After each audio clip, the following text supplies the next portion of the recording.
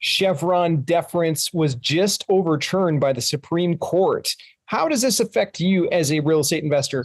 Welcome to Purpose Driven Passive Profits. I am Nate Armstrong, CEO of Home Invest.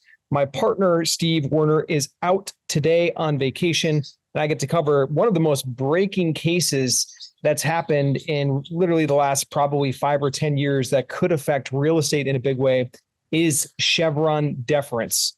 Well, what the heck is it? Well, back in the day, and let me actually do a little context setting for you. Back in the day, there was this big case back in 1984. It ended up getting tried and kind of finalized. But it was Chevron, the big big oil company. They had a lawsuit that went to the Supreme Court against the Natural Resources Defense Council. And in 1984, the judges decided that basically federal agencies would be in charge of interpreting anything that was ambiguous in the laws. Well, that means that EPA, FHA, Housing, HUD, Housing Department of Urban Development, all of these government agencies, and there's also health agencies, all these government agencies would basically be able to fill in all the gray areas. They would be able to interpret the laws as they thought best practical. So consequently, what's happened is that since 1984, the power of these government agencies who are not elected officials, I'll point out, who, when they interpret the law and they fill in the gray areas, they're not doing it by a law that was written by people that you and I elected. They're doing it on their own. These are basically appointed czars who are in control. Maybe that's not the right word to use, but you know what I'm saying. And so consequently, like, we've had a lot of agencies running over private business owners, even public companies, that just getting run over by some of these agencies, these government agencies who are interpreting the law however they want to interpret the law. Well, this just came out. The Supreme Court made their ruling and they said no more. Anything that is of the past, it's the past. We're not going to go back and change it. We're not going to allow people to go back and change things and all that kind of stuff. But going forward, the laws need to be interpreted by the courts, not by these agencies. Holy cow. This was a major blow for the current presidential administration.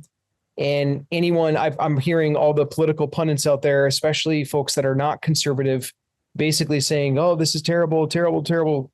I think it's good. I hate more regulation. As a real estate investor, I want my assets for my investors to perform at the top level. I don't want to have to think about and worry about, like, oh my goodness, there's a gray area. How is this agency going to interpret it? And then they can come down and slam it on you. I remember I one time I had a building. We were renovating a 20-unit building in St. Cloud, Minnesota, and we're renovating the bathrooms. We gutted them, putting in new bathtubs and all that kind of stuff. And I had the plumbing inspector come through after we had just set all the tubs. They were perfectly installed, caulk sealed, the whole kit and caboodle, plumbed and everything. And we were getting our inspection so that we could move to the next phase of the renovation. And the plumbing inspector came through and he failed the inspection. And I called up and I'm like, hey, why'd you fail the inspection? These are perfectly done. I had a general contractor's license. Like, I knew a thing or two. I had studied the code. I literally, I knew my stuff. I still know it today very, very well. And I knew the inspector was wrong, but I asked him, I'm like, hey, what is this? Why'd we fail? And he said, oh, because you didn't fire caulk all the tubs. And I challenged him right away in a polite way. I said, well, sir, like, fire caulking is only required for new construction. It's not required for pre-existing. He's like, well, I want you to fire caulk all the tubs. And I said, well, sir, like, doesn't sound like a big deal, but it's a really big deal. That would mean that I have to rip up all 20 tubs and have to reinstall them. I have to pay plumbers for this. Like, it's a lot of extra work to do something that's not a requirement. And he said, well, I want it done anyways. So I went over his head. I went to his boss in the inspections department. And I told him, I said, hey, show me the code as the inspector's describing it, and I'll do whatever it says. But I've read the code book. I know the codes. It's not true. And they ended up siding with me, the head of the department. So we ended up winning that battle, so to speak, and all that kind of stuff. But then later on, that inspector talked to the electrical inspector, and the electrical inspector gave us a little bit more grief than we probably should have had to deal with. So anyways, should inspectors, should these agencies, should government in general be able to interpret the law however they want and drive more expense for you as an investor? I don't think so. I think that Chevron deference going the way that it did right now, I think that this is a very, very good thing for us as real estate investors. Sure, there's going to be a little bit more lawsuits and stuff that get filed as some of the gray areas get worked out. But I bet you laws that are passed going forward, the lawmakers spend a lot more time really clarifying the gray areas. And then they'll actually have to get debated in front of other human beings, some conservative, some liberal. So there's some balance on both sides of it. That's what we want. We don't want some government bureaucrat who's unelected just to interpret the law and decide on it. No, we want these things to get negotiated fairly by both sides of the aisle. That way we don't have so much stress. And if anyone is doing like federal projects or borrowing federal money right now for real estate projects, like this is a huge, huge win.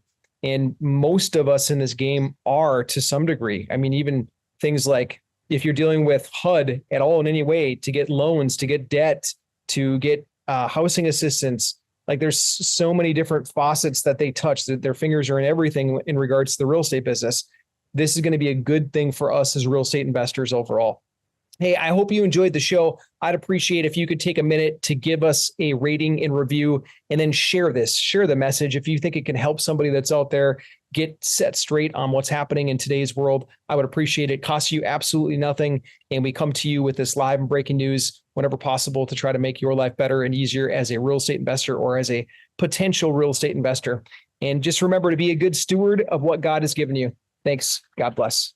Attention accredited investors, check this out. We got a 72 unit off market, beautiful multifamily property, brick all the way around. And we smoked this one. Literally, pay attention to this.